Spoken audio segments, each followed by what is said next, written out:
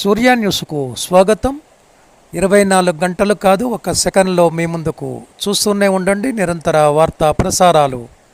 భారత వికలాంగుల హక్కుల పరిరక్షణ సమితి మరి బుర్కచెర్ల గ్రామంలో ఏర్పాటు చేసినటువంటి ఈ జెండా గద్దె ఆవిష్కరణ కార్యక్రమానికి సభాధ్యక్షత వహించినటువంటి జిల్లా సీనియర్ నాయకులు ఉప్పునూతల నర్సయ్య గారికి, అదేవిధంగా జిల్లా క్రమశిక్షణ కమిటీ చైర్మన్ జంజిరాల సుధాకర్ గారికి, విశిష్ట అతిథులుగా విచ్చేసినటువంటి జిల్లా అధ్యక్షులు గోగుల శేఖర్ రెడ్డి గారికి, అదేవిధంగా ఈ కార్యక్రమంలో పాల్గొన్నటువంటి సంఘం నాయకులందరికీ, మహిళా నాయకత్వానికి అందరికీ కూడా రాష్ట్ర కమిటీ పక్షాన పేరు పేరున ధన్యవాదాలు తెలియజేస్తూ, తెలంగాణ రాష్ట్రంలో ఏదైతే త్వరలో జరగబోయేటటువంటి స్థానిక సంస్థల ఎన్నికల్లో వికలాంగులకు గనక రాజకీయ రిజర్వేషన్ కల్పించకుండా రాష్ట్ర ముఖ్యమంత్రి రేవంత్ రెడ్డి ప్రభుత్వం ఎన్నికలకు వెళ్తే మాత్రం రేవంత్ రెడ్డి పార్టీని భూస్థాపితం చేయడమే లక్ష్యంగా ఈ బుర్కచెర్ల నుంచే పెద్ద ఎత్తున ఉద్యమాన్ని సిద్ధం చేస్తామని చెప్పేసి తెలియజేస్తూ, ముఖ్యంగా రేవంత్ రెడ్డి గారు అధికారంలోకి రాకముందు ఒకలాగా, అధికారంలోకి వచ్చినప్పుడు మరోలాగా ప్రవర్తిస్తున్నారు.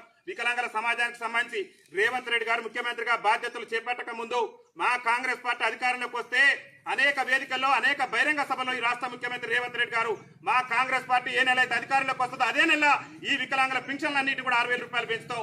ప్రస్తుతం కేసీఆర్ ప్రభుత్వం ఇస్తున్న 4,000 పదార్లే, మీ వస్తే మాత్రం ఖచ్చితంగా 6,000 రూపాయలు చేస్తాం. అది కూడా మేము అధికారంలోకి వచ్చిన నెల రోజుల్లోనే ఖచ్చితంగా ఇచ్చి తీరుతామని చెప్పేసి రేవంత్ రెడ్డి గారు అనేక వేదికల మీద, అనేక సభల్లో చెప్పిండు. ఇవాళ అధికారంలోకి వచ్చి రేవంత్ రెడ్డి గారిని బుర్కచెర్ల గ్రామం నుంచి ప్రశ్నిస్తున్నాం. అధికారంలోకి వచ్చి దాదాపు 20 నెలలు పూర్తయింది. 20 నెలల్లో వికలాంగుల పింఛన్ పెంచడానికి రాష్ట్ర ముఖ్యమంత్రికి వచ్చిన ఇబ్బంది ఏందో రాష్ట్ర ముఖ్యమంత్రి రేవంత్ రెడ్డి గారు స్పష్టం చేయాలి.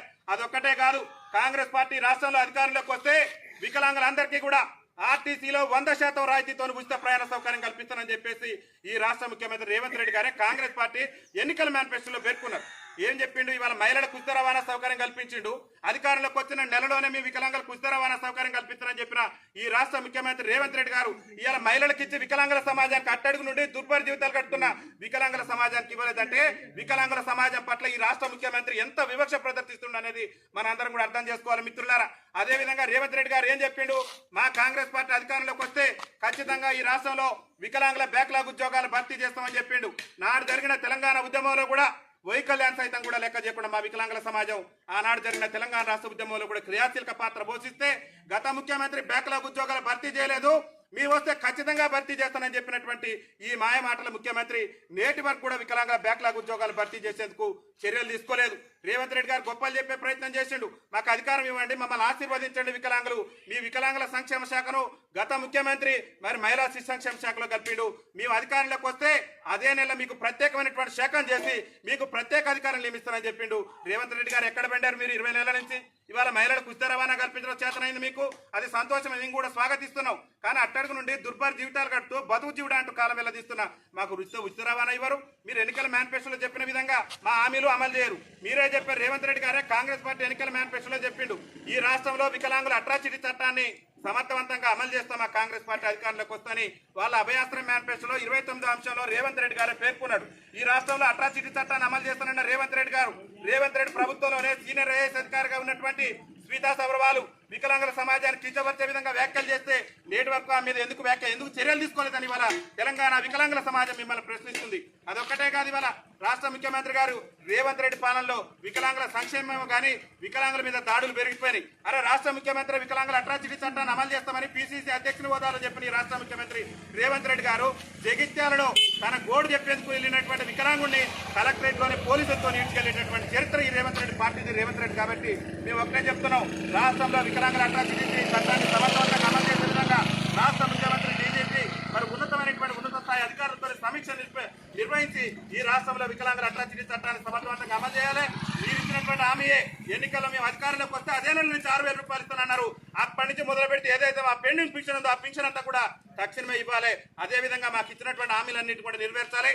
ముఖ్యంగా తెలంగాణ రాష్ట్రంలో త్వరలో జరగబోయేటటువంటి స్థానిక సంస్థల ఎన్నికల్లో వికలాంగులు కనుక రాజకీయ రిజర్వేషన్ కల్పించకుండా కనుక మీరు ఎన్నికలకు వెళ్తే మాత్రం ఈ బుర్కచెర్ల నుంచి మీ కాంగ్రెస్ పార్టీని భూస్థాపితం చేయడమే లక్ష్యంగా గ్రామాన కూడా భారత వికలాంగుల హక్కుల పరిరక్షణ సమితి కాంగ్రెస్ పార్టీని భూస్థాపితమే లక్ష్యంగా మా యొక్క ఉద్యమ కార్యాచరణ ఉంటుందని చెప్పేసి ఈ రాష్ట్ర ముఖ్యమంత్రి తెలియజేస్తూ, చిత్తశుద్ధి ఉంటే రాష్ట్ర ముఖ్యమంత్రి రేవంత్ రెడ్డి గారు చిత్తశుద్ధి ఉంటే ఈ బుర్కచెర్ల వేదిక నుంచి మేము ప్రశ్నించేటటువంటి ప్రశ్నలకు సమాధానం చెప్పాలి. చిత్తశుద్ధి ఉంటే తక్షణమే మా పింఛన్ 6,000 రూపాయలు చేయాలి. ఇలా మహిళలకు ఇచ్చిన కల్పించినట్లుగానే మాకు కూడా వికలాంగులకు ఉచిత రవాణా సౌకర్యం కల్పించాలి.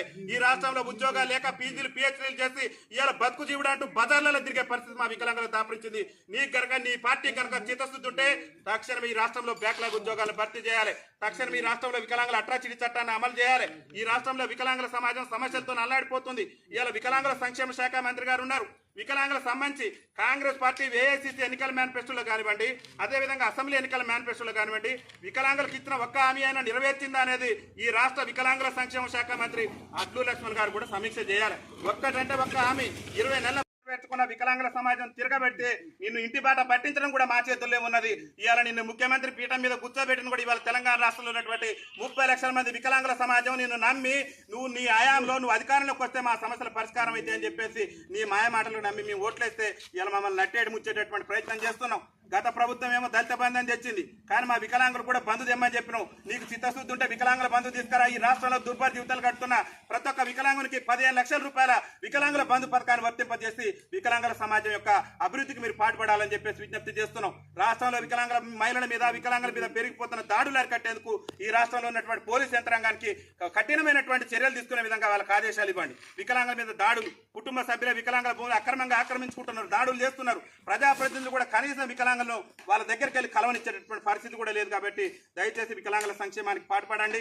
ఇవాళ ఇల్లు లేక అనేక మంది వికలాంగులు ఇవాళ అంగవైకల్యంతో బాధపడుతున్నారు. కనీసం వివాహాలు కూడా చేసుకోలేనటువంటి పరిస్థితి ఇల్లు లేక. ఇల్లు లేనటువంటి ప్రతి ఒక్క వికలాంగులు కూడా ఇందిరమ్మ రాజ్యం అని చెప్తున్నావు నువ్వు. మరి ఇందిరమ్మ రాజ్యంలో వికలాంగులకు ఇల్లేవా రేవంత్ రెడ్డి అని చెప్పేసి బుర్కచర్ల వేదిక నుంచి మేము ప్రశ్నిస్తున్నాం.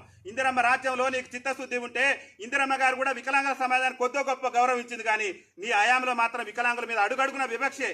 అనేకమైనటువంటి ఉదాహరణలు ఉన్నాయి రేవంత్ రెడ్డి గారు. ఇవాళ మీరు ఎంఎస్ఎంఈ పాలసీ తీసుకొచ్చారు.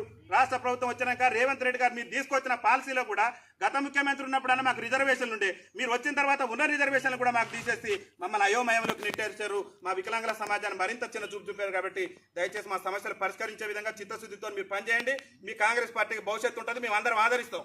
కానీ మా సమాజాన్ని మా సమస్యలు కనుక పరిష్కరించకుంటే మాత్రం నిన్ను నీ పార్టీని గద్దె దించేంత వరకు కూడా మా యొక్క ఉద్యమ కార్యాచరణ ఉంటుందని చెప్పేసి ఈ బుర్కచర్ల వేదిక నుంచి మేము తెలియజేస్తూ ఏదేమైనప్పుడు కూడా మిత్రులారా ఈ బుర్కచర్ల గ్రామంలో ఉన్న వికలాంగ సోదరులు అందరూ కూడా తెలియజేస్తున్నా, మనందరం కూడా పార్టీలకు అతీతంగా ఐక్యమత్యంగా హక్కుల సాధన కోసం, ఆత్మ గౌరవం కోసం, రాజ్యాధికారంలో మన ఓట్ల దక్కేంత వరకు కూడా ఈ రాష్ట్ర ముఖ్యమంత్రి రేవంత్ రెడ్డి ప్రభుత్వం మీద పెద్ద ఎత్తున పోరాటం చేయడానికి సన్నద్ధం కావాలి. ఈ బుర్కచర్లలో మళ్ళొకసారి మనందరం కూడా సంఘటితంగా పెద్ద ఎత్తున ఈ రాష్ట్ర ముఖ్యమంత్రి తీరును నిరసిస్తూ నిరసన కార్యక్రమాలు కూడా చేపడతానని చెప్పేసి అందుకు అందరూ కూడా సన్నద్ధం కావాలని చెప్పేసి పిలుపునిస్తూ ఈ కార్యక్రమాన్ని ఇంత పెద్ద ఎత్తున ఏర్పాటు చేసినటువంటి జిల్లా సీనియర్ నాయకులు, పెద్దలు, గౌరవనీయులు, ఉపాధ్యాయులైనటువంటి ఉప్పునూతల నర్సయ్య గారికి, ఈ గ్రామ ఉపాధ్యక్షులు సురేష్ గారికి, ఈ కార్యక్రమంలో పాల్గొన్న గ్రామ పెద్దలందరికీ కూడా ప్రత్యేకంగా ధన్యవాదాలు తెలియజేస్తూ నాతో పాటు ఈ కార్యక్రమంలో పాల్గొన్నటువంటి జిల్లా క్రమశిక్షణ కమిటీ చైర్మన్ జంజరాల సుధాకర్ గారికి, అదేవిధంగా జిల్లా అధ్యక్షులు గోగుల శేఖర్ రెడ్డి గారికి, భద్రయ్య గారికి, ఆరూరు బాబు గారికి, భాగ్యమ్మ గారికి, రేణుకా గారికి, ప్రతి ఒక్కరికి కూడా రాష్ట్ర కమిటీ పక్షాన రుద్రమ్మ గారికి అందరికీ కూడా రాష్ట్ర కమిటీ పక్షాన ధన్యవాదాలు తెలియజేస్తూ